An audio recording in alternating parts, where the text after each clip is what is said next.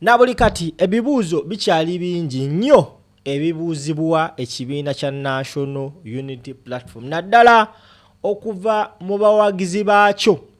abalina okwemulugunya here and there. First and foremost, bangi nnyo ku bagoberezi ba National Unity Platform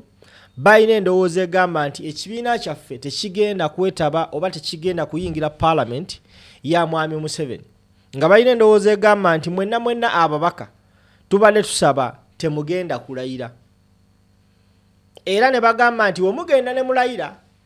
mugenda kubanga mukakibwa okulonda leader of opposition. Bwe mulonda leader of opposition kiba kitegeeza musazeewo okukolagana ne Mwami Museveni. Era many of us were waiting to hear a word from the party leadership. Tuba tuli awo ekibiina nga kituula nga basalawo bakola resolution nga basalawo nti bagenda mu Parliament era bagenda londa leader of opposition. Ekintu ekitaasanyusa abamu ku bagoberezi b'ekibiina,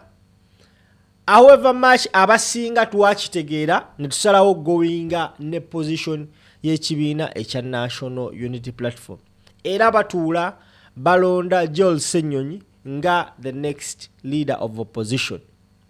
balonda shadow cabinet na buli kimu. Ebintu bingi nnyo ebigenda okukolebwa naddala mu kibiina kya National Unity Platform because NUP, National Unity Platform, yava mu People Power a pressure group. So ebintu bingi nnyo ebigenda okukolebwa ekibiina kya National Unity Platform, however much nga aba People Power abasinga tebagenda kukigoberera. Abasinga kye twerabira nti National Unity Platform is a registered political party esuubirwa okukola emirimu ng'egoberera amateeka agali mu ssemateeka y'eggwanga agafuga political parties mu Uganda. Erimu ku tteeka ekibiina ekisinga ababaka abangi mu Parliament kyakulonda leader of opposition. That is also a law. Wakategedde. Now, David Lewis Rubongoya, who happens to be the Secretary General of the National Unity Platform, are facing a lot of backlash, mainly from the supporters abasinga abayita aba foot soldiers.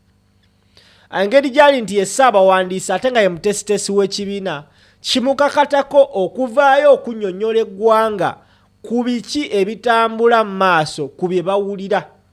Because many of us tuyinza okunyiiga, we can argue, we can shout, we can yell at him, naye nga tetumanyi why they did this, because si buli omuntu amanyi webirina okuba nga bitambula, abasinga tubiraba bulabi. So over the weekend he was hosted on a certain radio station, Pal FM, and of course eyabadde amukyaziza n'amubuuza the same question. Bw'ati David Lewis Rubongoya bwe yazzeemu ekibuuzo kino, njagala tuwulirize ate tukomewo tovaawo. Wotugambye nti waliwo olukola decision nga bw'okola kino ofiirwa era ne bukola kino ofiirwa naye ne muweeyinga ekyekugambye nti toweeyinga kubanga n'abo bagamba nti mulayira temukola ki oluusi babeera n'ensonga zaabwe ng'obaoli abalowooza nti bwe tutalayire oba oli awo pressure eyinza okukrizinga ne batayo ku bantu baffe. Naye nga bwe kugambye omuntu gwe tulwana naye si ye muntu ali bwatyo. Nakugambye singa tuli mu ggwanga nga abakulembeze bagunjufu twali badde tusiira palamenti eyo obadde okiraba kyababaka kitegerekese bulungi nti omubaka gwe balonda okuva ekyannamukaaga okuva sente okuvawa bapipo bamulonda agenda alayire. Then ku issue eya president awo bannayuganda bali batunulira batya nti andi badaga nti temulonda cabinet, temulonda leader of opposition, temukola ki anti kyekugamba nti okusinza kukyonyonyodde balina gaahede nti bagende balayire kubanga balondebwa eggwanga lyonna batwalira. Kati kyebabavuna na kino kirimu kati kyekugamba n'ekirala kino ekyebifo ebyo kubitwala. Nakugambye kako kyokulabirako bwe twavayo ne tugamba nti tugenda mu iPod, okay, ku lw'ensonga ze twateekawo bagenda ne bakyuse etteeka mu palamenti mu lunaku lumu lwokka ne bagamba ekibiina ekitali mu iPod tekigenda kufuna ssente za muwa omusolo, era ne bagenda mu maaso bwe twafuna ebizibu ne yali leader opposition eventually nafuka commissioner ne tugezaako okumukyusa ne tuwandikira parliament nga tugezaako omugyayo manyi kye bakola bagenda mu parliament ne bakyusa rules of procedure ku butya commissioner wa parliament bwalondebwa luli tubadde tumulonda tumuteekayo just commission oyo ne bamu approve nga parliament negamba aye ne bagamba the eyes have it n'agenda naye bakyusa etteeka ne bagamba nti kati oyo muntu alina okulondebwa aba opposition bonna si ba NUP bokka aba opposition bokka just fe tuteekayo linnya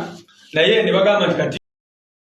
aba opposition bonna balina okutuula balonde so abantu baffe bamanye nti bw'ogamba nti ozize ekifo kya leader opposition enkya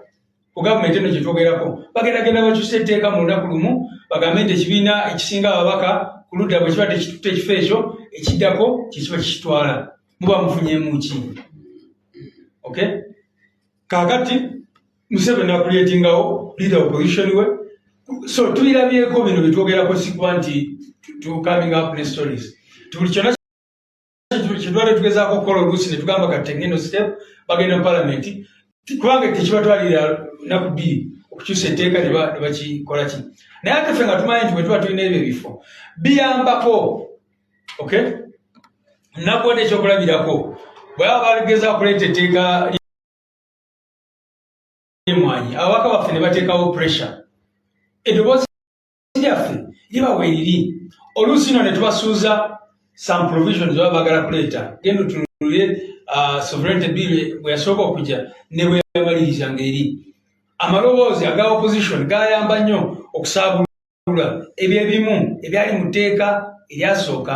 bani abafunamu abantu baffe aba bulijjo nti weewaawo tetunadduuka ku kiri kye twagala ekyokulaba nga obukulembeze bwegaba tutwala naye ne mu spaces ezo tusobola ozikozesa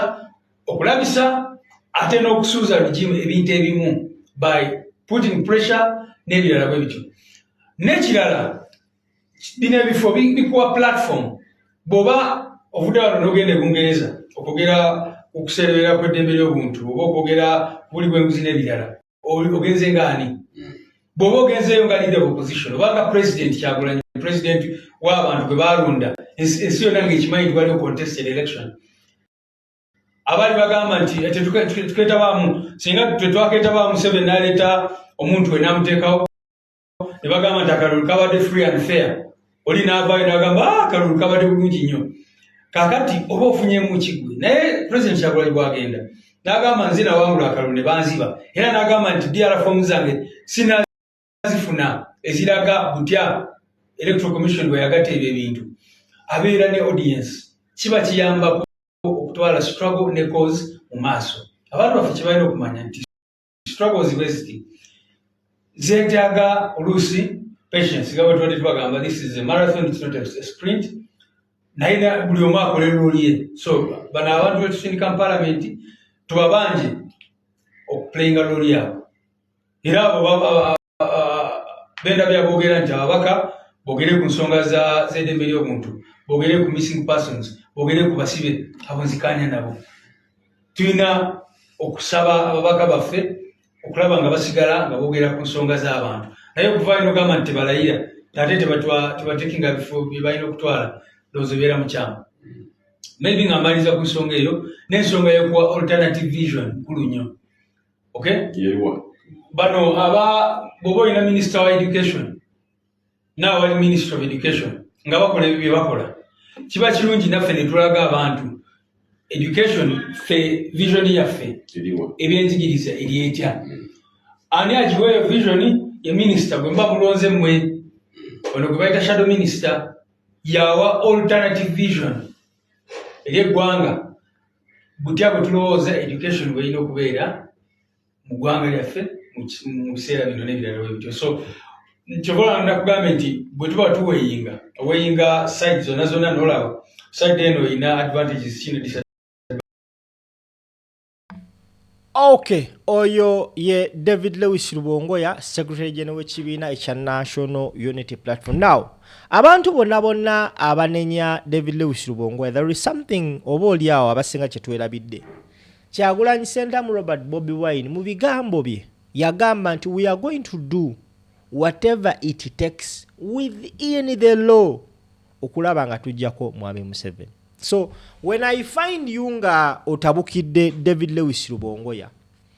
ntandika okwebuuza gwe oba kiki kyoba obala. That is him nga akunnyonnyola ezimu ku nsonga lwaki babadde balina okuyingira parliament eyo. Ndowooza unless